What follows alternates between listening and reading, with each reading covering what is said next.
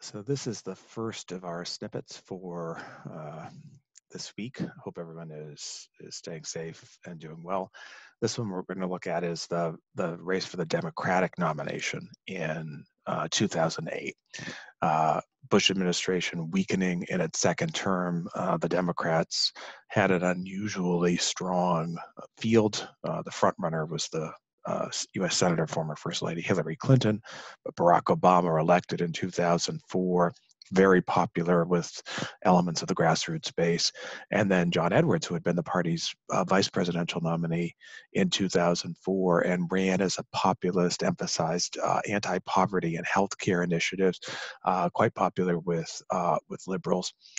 And Bill Richardson, the first serious Hispanic candidate for the Democratic nomination, the governor of New Mexico, but formerly a congressman, UN ambassador, kind of a jack of all trades, who, if Obama hadn't been in the race, might have been able to elevate to the first tier, but was never quite able to get close enough to really challenge.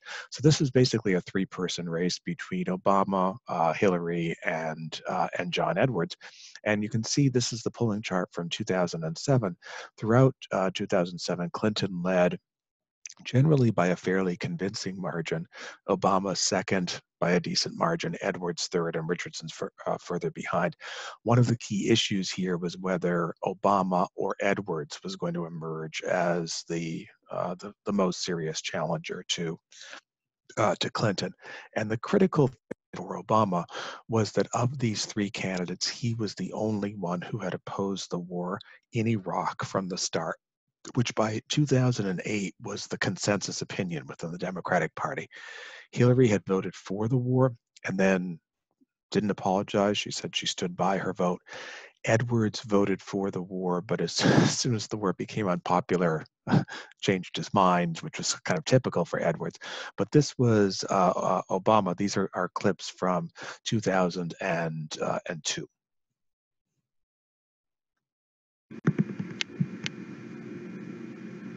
I don't oppose war in all circumstances, and when I look out over this crowd today, I know there is no shortage of patriots or patriotism. What I do oppose is a dumb war. Us rushing headlong into a war unilaterally was a mistake and may still be a mistake. If it has happened, then at that point what the debate's really going to be about is what's our long-term commitment there? How much is it going to cost? What does it mean for us to rebuild Iraq?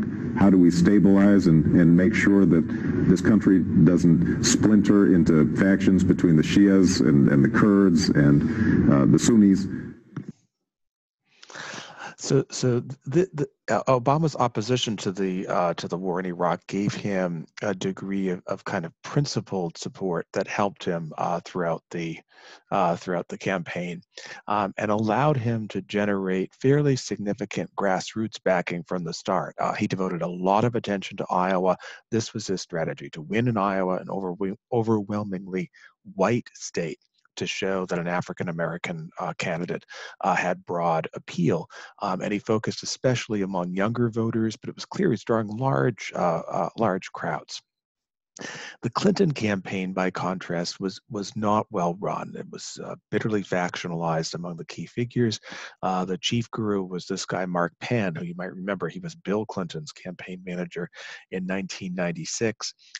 And his argument was that Hillary could win big in the early states, and if that happened, she didn't have to worry. Edwards' campaign fizzled due to a variety of scandals, most prominent of which was that his wife was dying of cancer, and he had an affair with a campaign aide. So the race quickly boiled down to two voters. Two major candidates. Obama won Iowa, but Hillary won New Hampshire. Hillary won Nevada. Obama won South Carolina, and then the race went to Super Tuesday.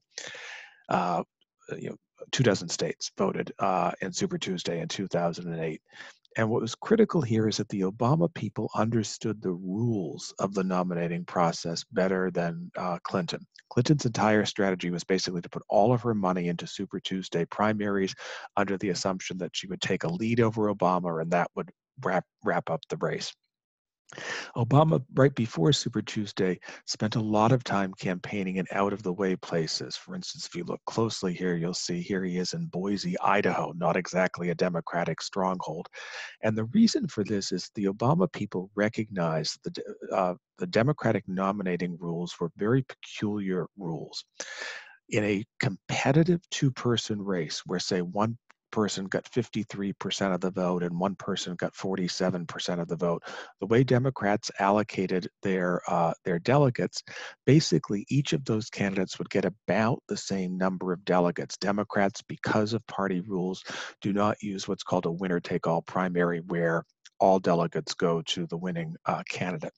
So the only way to accumulate a significant delegate margin under Democratic rules was not simply to win a primary or a caucus, but to do so overwhelmingly. So what Obama targeted were smaller states where the party base tended to be more liberal, and where the vote was often a caucus vote. And a caucus vote is unlike a primary. With a caucus, you have to go, you vote in public after a discussion of the issues at a fixed time of the day. And so caucus turnout tends to be much smaller and much more committed activists, the kind of people who were inspired by Obama. There were a bunch of states that had caucuses in 2008, all of the states that I have in color here. And as you can see, Obama won every caucus state in 2008 except for Nevada. And this really was, this was the core of his nominating victory. The brilliance of Obama's strategy you can see in this comparison. On Super Tuesday, among the states that voted were both Idaho and New Jersey. Hillary spent a lot of time in New Jersey, of course, across the river from New York. She was well known in the state, and she carried the state by 110,000 votes, around 10% overall. But as you can see over here on the side, she netted only 11 delegates. She got 59, Obama got 48, because again, the Democratic rules rewarded a candidate who lost by a close margin. By contrast, in Idaho, there were scarcely more than 20,000 Democrats who caucused. New Jersey was a primary, Idaho was a caucus. In New Jersey, we have 1.1 million people. But because Obama won by such a huge margin, he netted 12 delegates. So between Idaho and New Jersey, Obama actually got one more delegate than Hillary did. Although if you add up the total votes, Hillary got basically 100,000 more votes in the two states combined than Obama did. So Obama knew the rules, understood the rules, and planned for the rules. The Clinton campaign was often this kind of fantasy world where they basically just assumed if they won some big states, that would be enough. So on Super Tuesday as a whole, even though every large state except for Illinois goes for Clinton, Obama actually nets a handful more delegates because he tends to win the smaller states by very large margins. And then after that, the Clinton campaign didn't budget. They assumed that the race would be over after Super Tuesday, and so they ran out of money. The Obama people had planned for this. They had devoted resources to all of the states here that I have in blue, and they won 9 consecutive primaries and caucuses throughout the mid part of February of 2008. And this is ultimately what clinched the nominating process. The key victory in the last of these 9 occurred in Wisconsin. Obama carried the counties in green on this map. Hillary carried the counties in red. And you can take a look down at the bottom. This is from the exit poll, the demographic shift. That in a competitive two-person race, younger voters went for Obama 70 to 26. And this was the consistent pattern throughout the 2008 nominating process, that younger voters favored Obama over Hillary, and it's younger voters that helped deliver the nomination to him. And then, just as it looked as if he had the nomination wrapped up, problems emerged. At a private fundraiser in San Francisco, Obama had given this riff about rural white voters who he said their problem was that they voted Republican because they get bitter, they cling to guns and religion, or they're kind of bigoted anti-immigrant types, which which would be a problem for any candidate saying that, but was a particular problem for Obama because his 2008 message was so inclusive. The idea was that he was speaking to everyone, and so these remarks kind of contradicted the image that he had.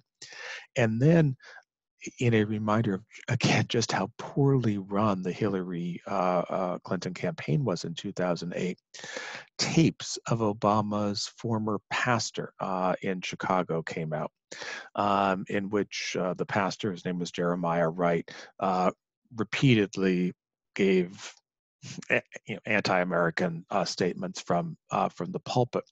And this was a problem because Obama had chosen Wright's church because of Wright, and had a long connection to Wright. So it wasn't as if, again, Obama could sort of say, well, I had no idea what this guy was saying. And as with the guns and religion comment, the problem that Wright's comments posed for Obama was that they contradicted the message that he was sending of inclusiveness across the board. Hillary also stressed national security issues. This was her most effective ad of the 2008 campaign. It's 3 a.m. and your children are safe and asleep. But there's a phone in the White House and it's ringing. Something's happening in the world. Your vote will decide who answers that call. Whether it's someone who already knows the world's leaders, knows the military, someone tested and ready to lead in a dangerous world. It's 3 a.m. and your children are safe and asleep. Who do you want answering the phone? I'm Hillary Clinton, and I approve this message. So the message here was very clear. Clinton was someone who was experienced. Obama, who had just been elected to the Senate 4 years earlier, was not. In a dangerous world, people should trust Clinton. And if this were the message that she had gone with throughout the campaign, it's entirely possible that she could have won. But by this point, it was too late. She was simply too far behind. Remember, I was talking about these Democratic Party rules.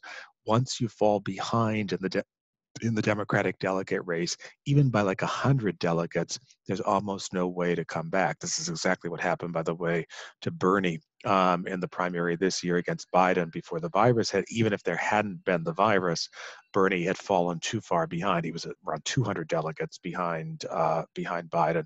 So to have gotten the nomination, he would have had to have won later primaries by 30 or 40% of the vote, which clearly was not going to happen. In the end, what was remarkable about the Obama 2008 primary campaign was the extraordinary wave of excitement that it generated. It was this incredibly optimistic campaign. This is a photograph of an Obama rally in Oregon. And you can kind of look at, Oregon is not a particularly diverse state, period. But you can kind of look at the photograph here. It's overwhelmingly white support that Obama is getting. Obama does very, very well with African Americans as well. But the striking thing about Obama 08, in contrast to the Jesse Jackson campaign, say, of 1988, where Jackson basically was relying on black support and black support only, is that Obama ran extremely well with whites in various and different kinds of whites. Some white liberals, but also he did well with moderates, and in some states he actually beat Clinton among white conservatives.